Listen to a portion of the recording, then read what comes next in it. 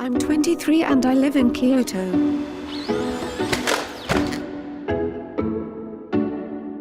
But I think the development of full artificial intelligence could spell the end of the human race. Once humans develop artificial intelligence, it would take off on its own. Should we be fearful of artificial intelligence and the pace at which it's progressing? Or should we fear fear itself and the risk of it stifling innovation? It will not be man or machine. Our purpose is to augment and really be in service.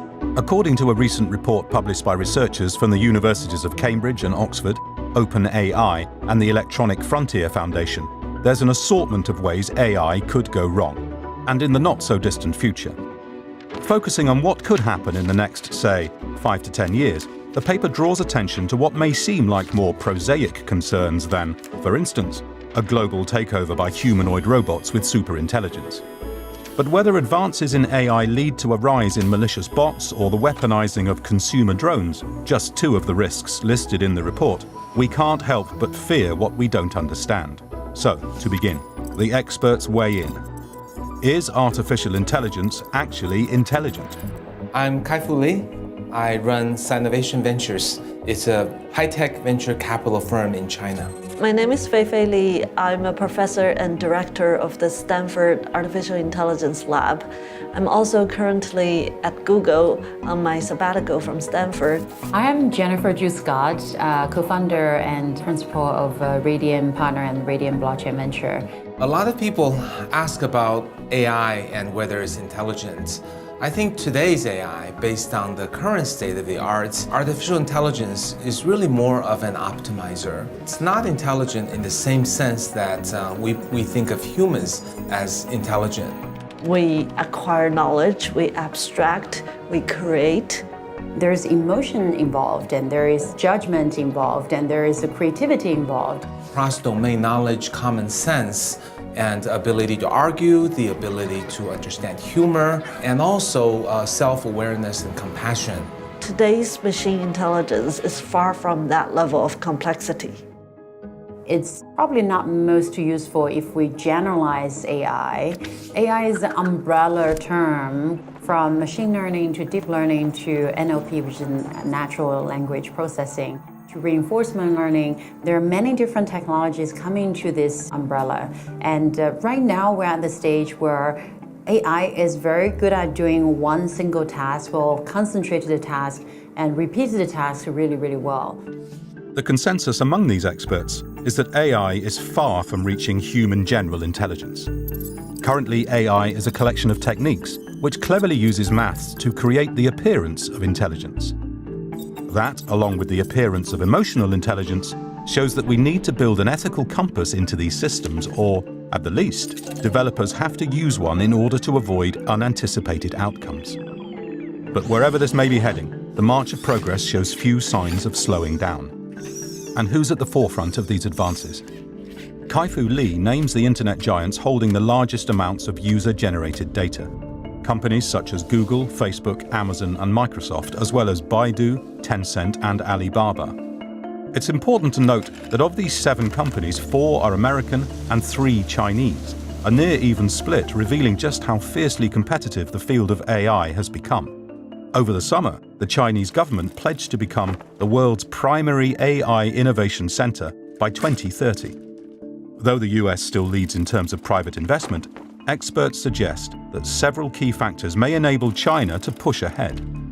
I think, it's quite interesting to see the duopoly between US and China. China is very interesting. It's my home country, and I see with lots of energy where things are in China. If we look at the top 100 people in AI, US probably has 80, UK and Canada probably have 15, China might have 2.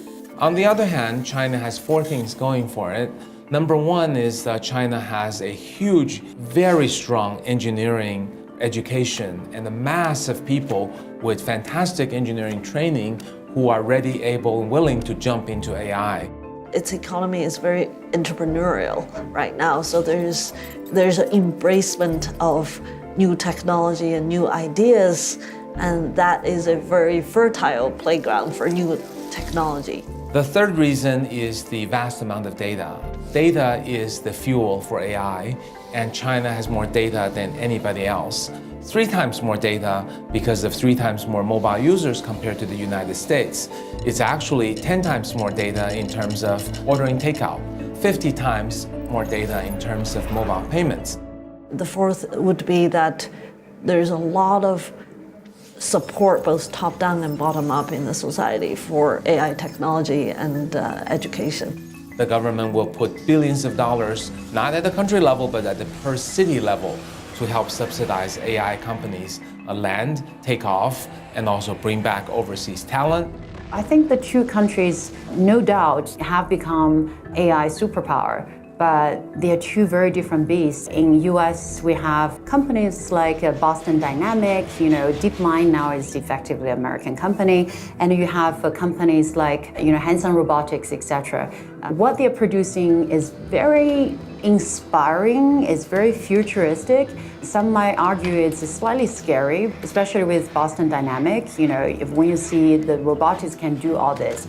At the same time, most of the people, including myself, we haven't really seen their products being used by everyone.